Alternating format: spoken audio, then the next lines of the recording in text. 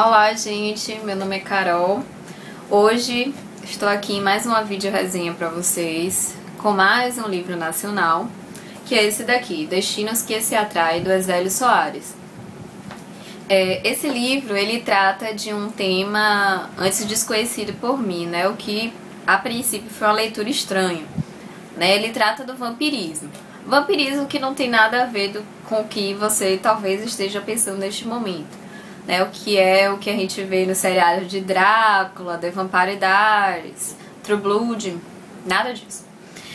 O vampirismo, ele é uma espécie de influência, né, que os espíritos de pessoas que já morreram, após ficarem presas aqui na Terra, elas influenciam as pessoas que estão vivas, né, a se atraírem uma pelas outras, né, fazendo-as a praticar sexo.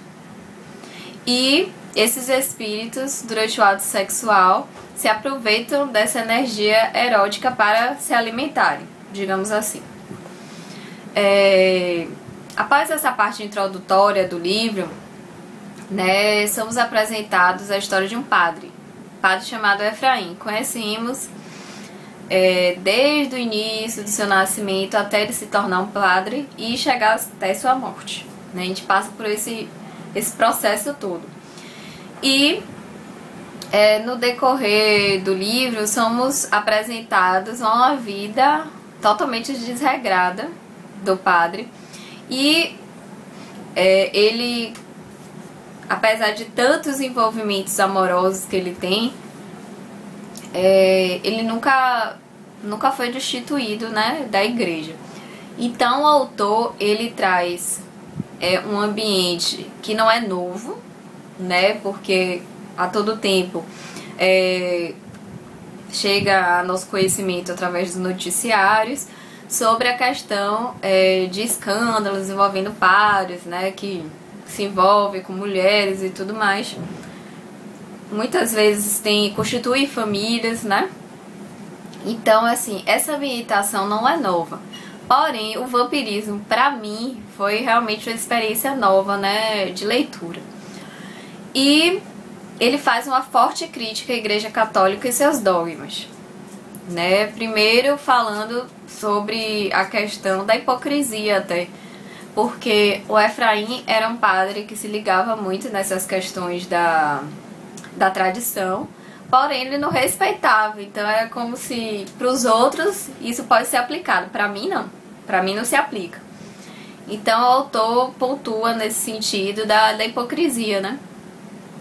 Outro ponto que para mim foi o que eu mais achei interessante no livro é mais ou menos na metade, né, que ele dedica sobre o olhar de um dos personagens uma forte crítica no sentido de tanto a Igreja Católica, né, que é o principal foco do livro, mas as religiões hoje em dia têm uma tendência de se utilizar de tradições pagãs, né, ou seja, estão se desvirtuando do real propósito das religiões, que são propagar os ensinamentos de Jesus, né, a palavra dele, do amor ao próximo e tudo mais, para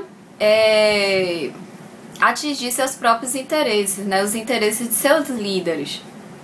Sabemos um tanto de escândalos, não só envolvendo a questão sexual, mas também do dinheiro, né? O dinheiro que realmente parece que ser um dos males do mundo, né? Existe não só a Igreja Católica, existe religiões evangélicas, né?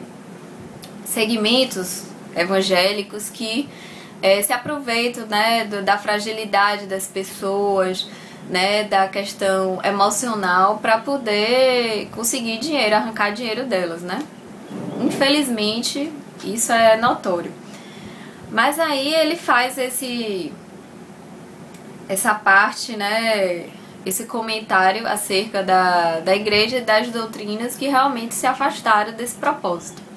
No decorrer do livro também, ele apresenta essa questão do fato de que mesmo o Efraim sendo totalmente desvirtuado dos princípios, né, das tradições da igreja, ele nunca foi destituído, né?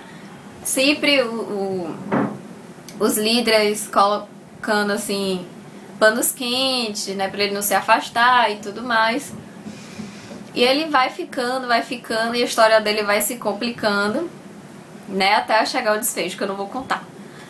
Mas assim, o final do livro é uma coisa assim surreal pra mim. Eu considerei surreal.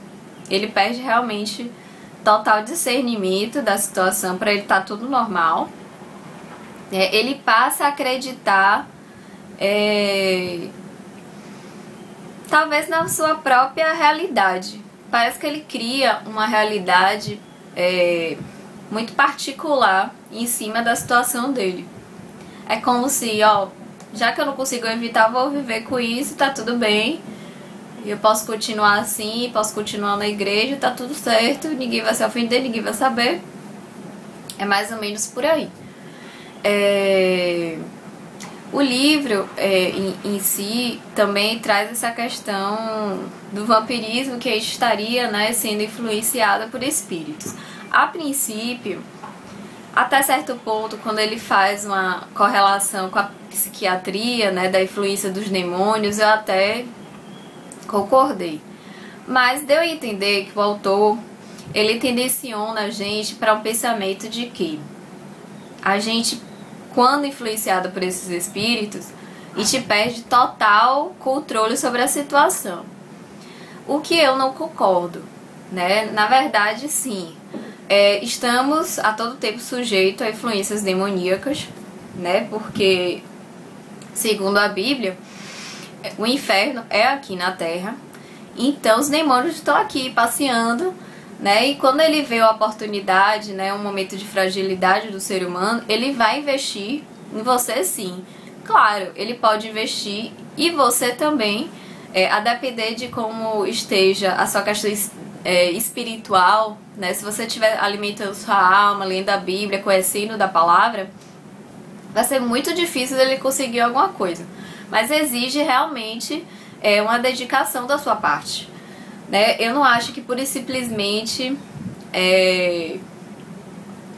esteja assim, os espíritos querem influenciar minha vida, eu vou fazer e não tenho nenhum controle sobre isso. Eu achei meio estranho e um pouco radical da parte dele, né? O que eu não concordei.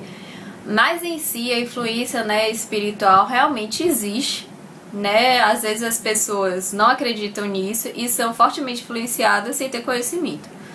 Então eu achei interessante. A diagramação do livro é muito simples, né? Ele não tem orelhas. As folhas são brancas, eu geralmente gosto das folhas amareladas, eu acho que fica um pouco mais leve a leitura.